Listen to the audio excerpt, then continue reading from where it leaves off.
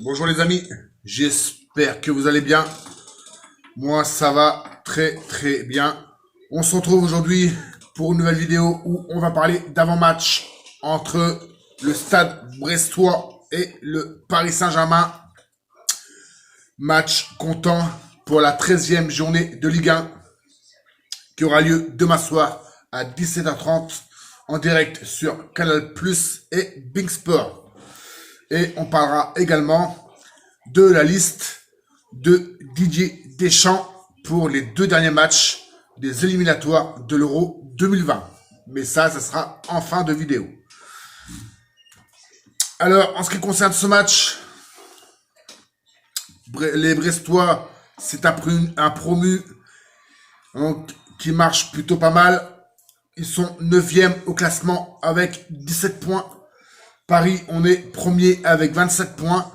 Mais méfiance, même que ce soit un promu, parce qu'ils sont plutôt pas mal en ce début de saison.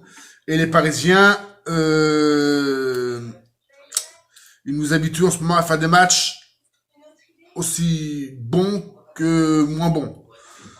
Donc, on l'a vu notamment à Dijon, où on avait fait un match catastrophique.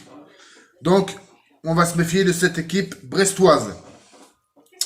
Alors, les confrontations entre les deux équipes, il n'y en a pas eu énormément. Donc, il y a eu 2 victoires brestoises, 7 nuls et 5 victoires parisiennes. Donc, on se déplace à Brest, au stade Francis Leblay. Les 3 dernières confrontations entre ces deux équipes, il y a eu le 24 avril 2011, où on avait fait un match nul 2 partout. Le 28 janvier 2012, victoire parisienne 1-0.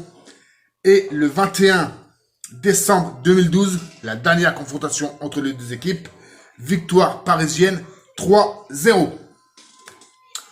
Pour les derniers résultats des deux clubs, Brest se déplaçait à Amiens le week-end dernier. Victoire d'Amiens 1-0. Et nos Parisiens se sont déplacés à Dijon. Victoire dijonnaise 2-1. Je vais vous parler du point médical. Donc, Ander Herrera, Mauro Icardi, Thilo Kehrer, Neymar, Thomas Meunier et Loïc Nbesso ne sont pas là. Ils sont tous blessés. Blessés ou en phase de reprise. Voilà. Donc Neymar devrait revenir avec le groupe lors de la réception de Lille le 22 novembre. Et les autres devraient être de retour également après la trêve internationale. Donc je vais vite fait vous donner mon pronostic. Je vais vite fait vous donner mon pronostic et l'équipe que je voudrais que Thomas Tuchel aligne. Donc dans les buts, j'aimerais bien avoir Keylor Navas. Sur les latéraux, Colin Dagba et Juan Bernat. Défense centrale, Thiago Silva, Presnel Kimpembe. Au milieu de terrain, je voudrais un petit peu de changement. Laisser souffler notamment Idrissa Gueye et Marco Verratti. Donc j'aimerais bien Marquinhos en sentinelle. Suivi de Ander Herrera et Leandro Paredes. Et en ce qui concerne l'attaque, je voudrais aussi du changement pour faire souffler un peu les cadres. Donc, notamment avec l'absence de Mauro Icardi et d'Edinson Cavani en pointe. Et sur les côtés, Pablo Sarabia, André Di Maria et bien sûr en pointe, Edinson Cavani. Voilà. Et pour mon pronostic, je vois un petit quand même 2-0 pour nos Parisiens avec Kylian Mbappé en tant que buteur. Et j'aimerais bien un petit but de Edinson Cavani.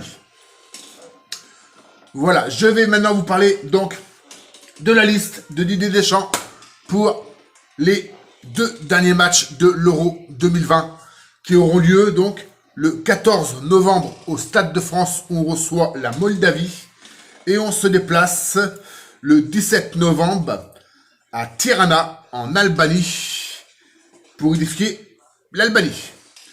Donc la liste de Didier Deschamps dans les buts, gardien Alphonse Areola, Mike Maignan et Steve Mandanda. Défenseur, Lucas Digne, Léo Dubois, Presnel Kimpembe, un Parisien, Clément Langlais, Bernard Mendy, Benjamin Pavard, Raphaël Varane et Kurt Zouma. Milieu de terrain, N'Golo Kanté, Blaise Matuidi, Tanguy Ndombele, Moussa Sissoko et Corentin Tolisso. Et en attaque, Youssam Ben Yedder, Wesley Coman, Nabil Fekir, Olivier Giroud, Antoine Griezmann, Thomas Lemar et Kylian Mbappé. Voilà, mais avant donc ces matchs de l'équipe de France où je ferai des vidéos d'après-match et d'avant-match de l'équipe de France, on se retrouve demain soir après le match entre Brest et le Paris Saint-Germain où j'aurai le plaisir de vous retrouver pour faire un débrief d'après-match. Sur ce,